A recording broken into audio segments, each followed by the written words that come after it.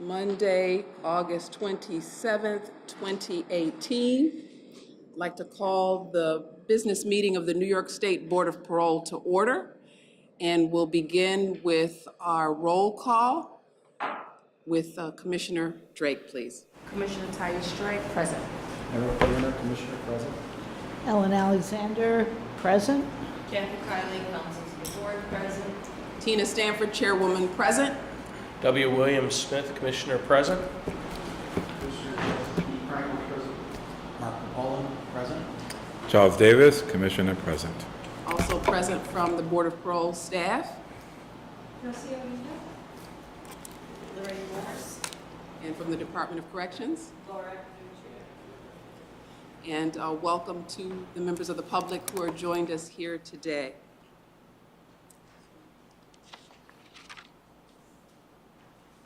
I believe everyone has a copy of the July 30, 2018 minutes.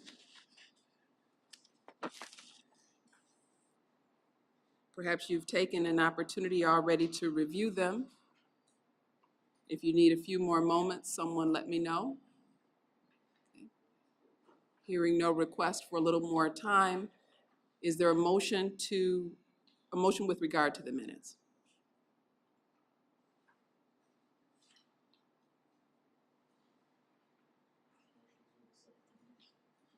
Okay.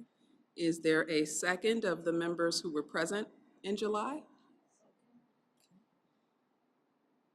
All in favor of accepting the minutes as presented, please indicate by saying aye. Aye. Aye. Any abstentions due to absence? Thank you. Thank you. The motion is carried.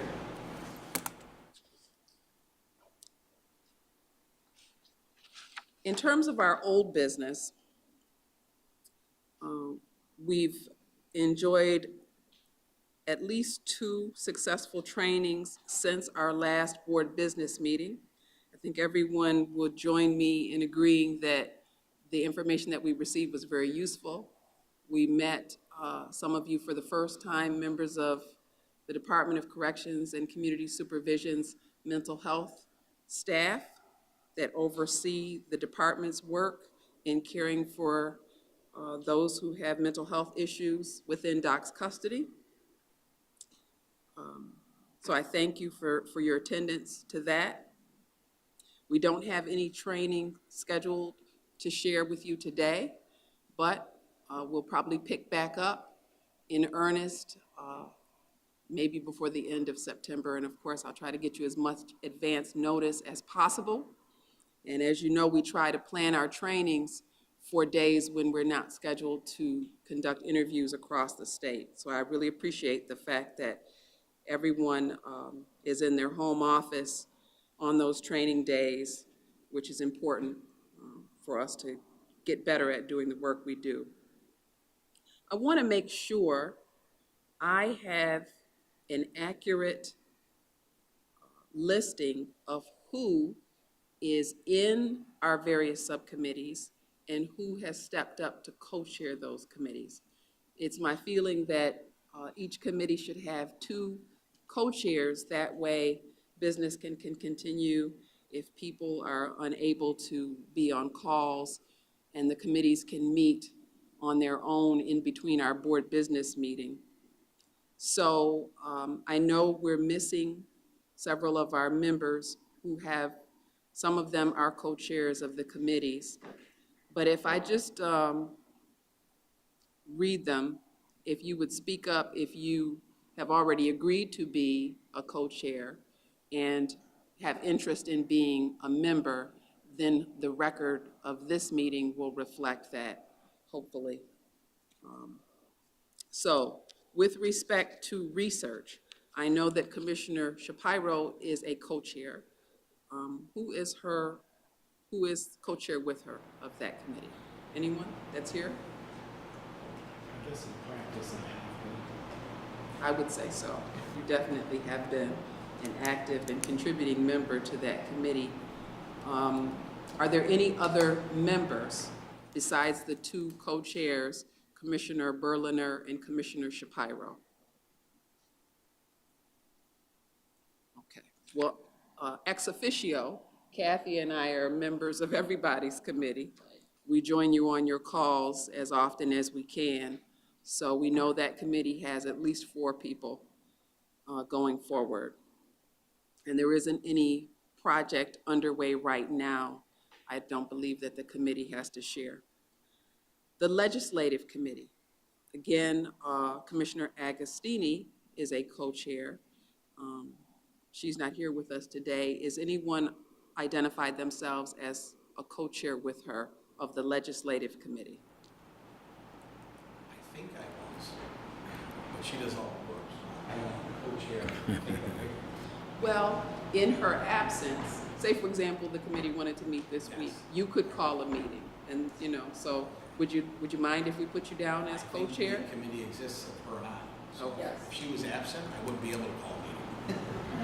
But I thought that's the way it was. I wasn't sure. We will put you down officially as the co-chair. Any other members of that committee that are here with us today? And again, Mrs. Kylie and I, Council Kylie and I are ex officio members.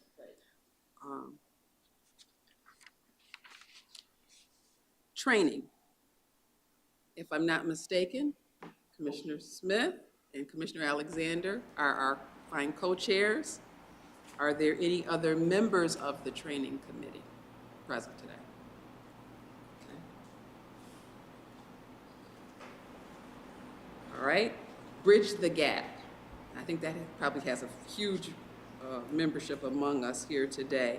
And for that, it is Commissioner Berliner, co-chairing, I believe, with Commissioner Cruz. Correct. And the last list I had, well, you just tell me, how many of you here today consider yourself to be members of the Bridge the Gap Committee? Commissioner Krangle? Commissioner Agostini as well. All right, thank you so much. Vulnerable populations or special populations.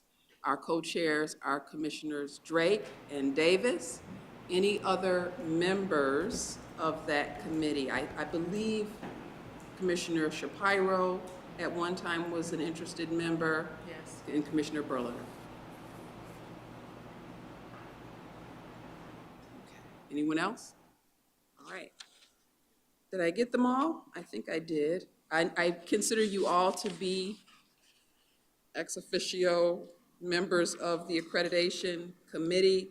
Thankfully, Rocio has done such a phenomenal job at marshaling the resources, the vast resources of the department, that we've been able to get examples for all of our expected practice. They call them process indicators.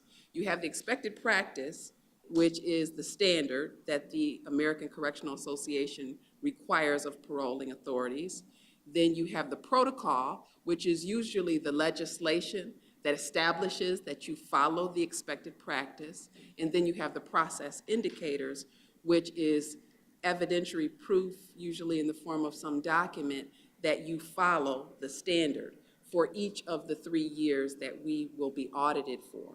So we're doing October 1st to the end of September 2015, 2016, 2016, 2017, 2017, 2018. And I think we're doing a great job, Rocio, in making sure we have documentation to show our compliance with all of our standards. And we're close to being ready for our first pre-audit in September, and then our formal audit by the ACA auditors. Many of them represent paroling authorities in other states, and they're selected to travel and to do our audit.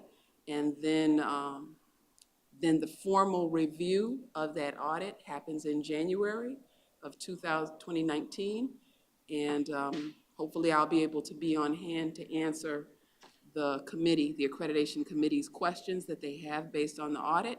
And I I fully expect we will be reaccredited yet again, and I always like to say this because I'm particularly proud of it.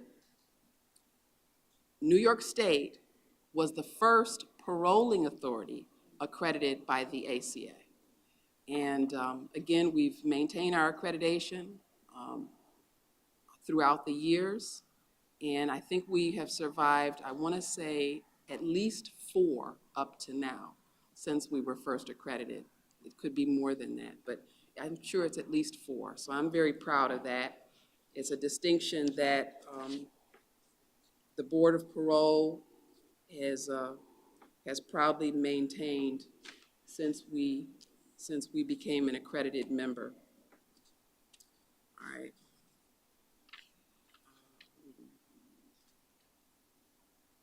In terms of other old business, I don't believe I have any items, but I do have items of new business.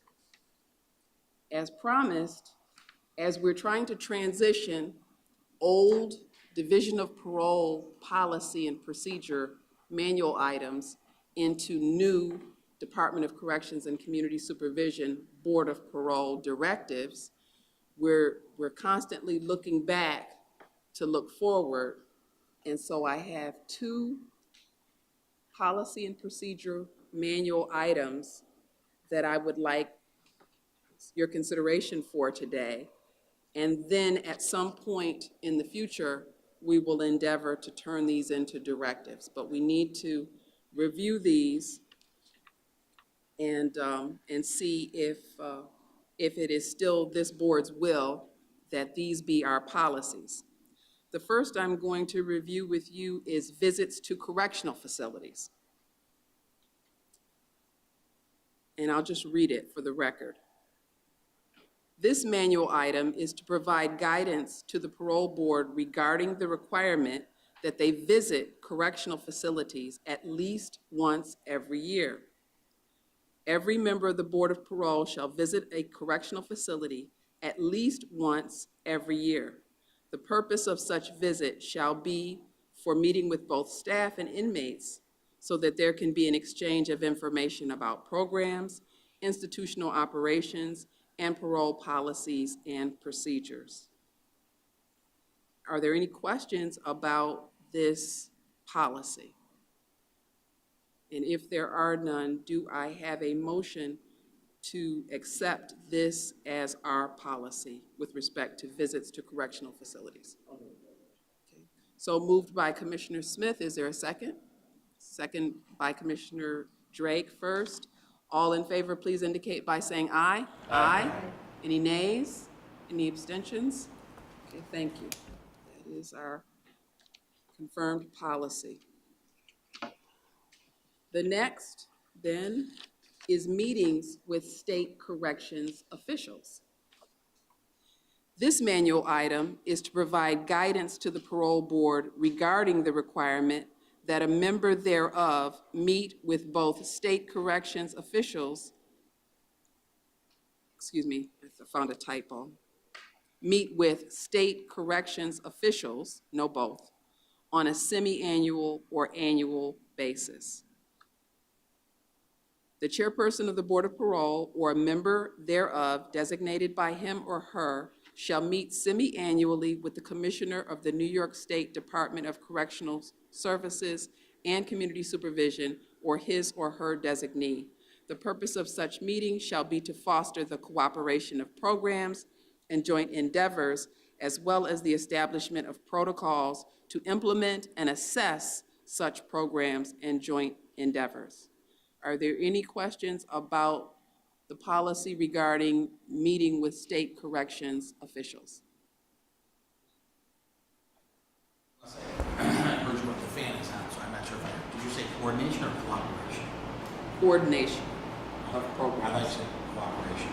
So the Maybe coordination of programs and joint endeavors, are we talking about some of the programs that already exist, or are we talking about anything going forward? We could be talking about new programs. Say they have 2 things like Exactly right. that. Nope. Any other questions? And I may have said cooperation. I may have read that wrong. Just Any other have a questions? technical question. Yes. On the first paragraph, it says semi-annual or annual, and then in the second paragraph, It just says semi-annual. semi-annual, so should we just make it on a semi-annual basis or coordinate it in the second paragraph to be consistent with the first paragraph? Now, semi-annual twice a year. I thought so. Are you comfortable if it was just once a year? Yeah, I just wanted to be, I just wanted to be Anybody have a consistent. preference? And I appreciate that. I mean, the fact of the matter is, it's more than that. Well, you need to keep them all. Yeah, exactly right. So semi is fine? Okay. So we'll take out or annual in the first one. Okay. Any other questions, sir? In paragraph 2, do we want to say New York State Department of Corrections and Community Supervision? Or do we want to say it the way you have? It should be corrections. Yeah. So corrections, It no shows you- services. Right, that shows you how old this is. Yeah. It was a failed attempt to use the old language, Department of Corrections, Departments of Correctional Services, as if it were the new title, which is the Department of Corrections. I'm just thinking if we do community that now, supervision. we don't have to Mhm. do any modifications. Thank you, sir. Anything else? Anybody sees? All right then. Is there a motion with respect to adopting meetings with state corrections officials? All the changes that we've indicated? Thank you. Is there a second? Moved by Commissioner Alexander, second by Commissioner Capola. All in favor, please indicate by saying aye. Aye. Any nays? Any abstentions? Okay, that is carried. And what we'll do, Rocio and I will republish our existing policies that this body has voted on, past and present, so that you all have a good binder full of them until we turn them into directives. And maybe we can add in those that have been made into directives as well, so you'll know what directives the board has created thus far. All right, now, this morning I received a new directive. It's 0510, Apology Letter Bank. This directive was updated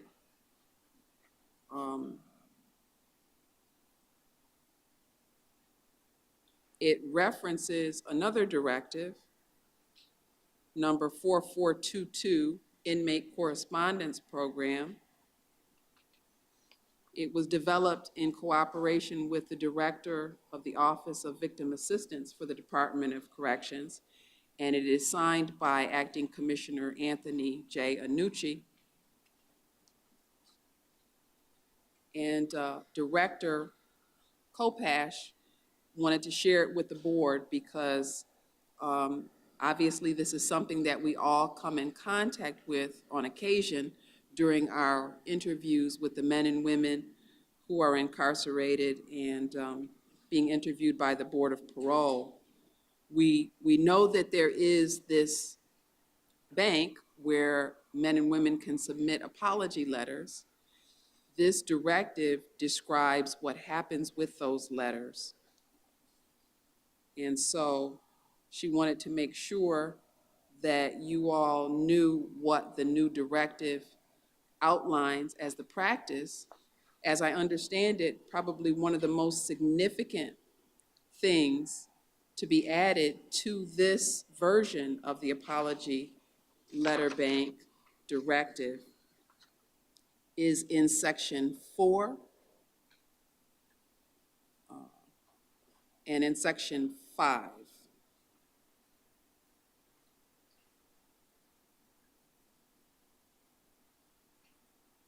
So that victims, registered victims, can be sure to know and have access to these letters when they exist, and that formally the process will be that the incarcerated man or woman will submit the letter to the Office of Victim Assistance, and the Office of Victim Assistance will then make sure the letter is included in the man or woman's file for your review, rather than them providing you copies of their letters directly. So that way, there's been the opportunity for the Office of Victim Assistance to share the contents of that letter with registered victims. Yes. Says, describes the process going through the DSP and ends, "This is the exclusive means by which an apology letter may be filed in an incarcerated individual's parole file."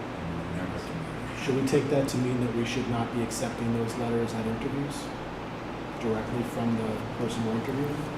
I would say that would be best. I mean, it's kind of like a lot of things, you can't unring the bell, and I would assume you don't need to cast it out of your mind if you believe that it exists, but you could advise the person in front of you who this is the first time they've tried to present the letter to anyone, what the process is. Tell them to work with their counselors to make sure that it goes to the Office of Victim Assistance, because of course, while it might be meaningful for us to know that they've expressed remorse, forgiveness isn't ours to give, or understanding, again, to the extent that it may work toward helping you make your decision, really the letter, I assume, in most cases is intended for the actual victim or the family members of that person. So you should probably take that opportunity, should that arise, to make sure that they've tried to direct it appropriately. And if you find in conversation that they haven't, tell them that that's the proper way to do it. Now, does that mean that you should not read it or take it into account? I don't think so. But again, we can't be certain that there's been an opportunity for it to go to the party that it's intended to go to unless we tell them to follow that process. Thank you. Any other questions? All right, so this is really for your information. Take your time to review the new directive. If you have any questions, I think all of you have met Director Kopash. She came and did a training for us some time ago about her office and our work with her office. So if you have any specific questions about the directive, feel free to call her directly. It's an update. I think there was a directive before this one, but it's been updated. We know what's new. This is new. So that section 4 and 5, I believe are new. And I think that's probably, those are the two that she highlighted to me, 4 and 5. I'm curious about section 3.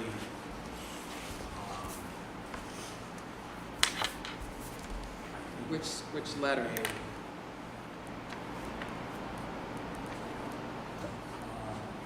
I didn't know that the victims were told that there was a letter that was there. They didn't used to be. That's what I'm saying, so that's new. Yeah, it would appear so. What would be helpful, I say this a lot. But this isn't our Underline, directive. I know, but I was Okay. saying underline new, but I've seen directors from corrections when I was an employee years ago. And they always underline what was new, struck out what was old. Well, again, this isn't our directive, so we weren't directly involved in the variations of it. This is only what's just been published, so it would normally include that, what you're But that, I describing. think, for me, that's one of the most important things, because I always thought that it was, we were left to your own devices, whether you want to check every now and then. I didn't know you could get notified that there had been something deposited in the bank, and if you chose to look, you could. I remember victims that never even knew. So, I think that that's really important. I think that's a good. It is a good change. Yeah, so that's why I'm a little surprised, because I assumed that was new, only because I didn't think that they were new. I thought maybe when they registered, they were told, there's this such thing as an apology bank, you may want to check in 25 years. I don't know, but that's a long time. I didn't know that they were told. I see more and more, inmates doing the apology bank, which is good. It is good. It is good. And I've also told them all the time that we don't know if they've ever even known that you put the letter in. Because we didn't. I know, that's what I'm saying. So if that's new, I think it's good, but that's why I just wanted to know if it was new, because I was under a different impression. I think it is, Mark, but I can't swear to it because I haven't compared this to the original Yeah. either. I've seen So the- she may have made that change in a previous update. This may not be new in this one. Because what happens with the directives is the author of the directive, the division of docs that's putting out the directive, every year has an opportunity to review it. And the call goes out from the Bureau of Internal Controls to the authors of these directives to say, it's time for your annual review. Review your directive and let us know if it's fine the way it is or if you need to make changes. So she may have made that change last year, the year before, and we just didn't know. But I agree with you. We were told, the last time I heard her describe the process, it was described as not automatic that the victims would be told there's a letter, that there was something affirmative they had to do to say they wanted to see it. But it is a significant change whenever it happened that now registered victims will be told. Okay, did we, okay, so I don't think we're not voting on this, it's just for your information. Okay.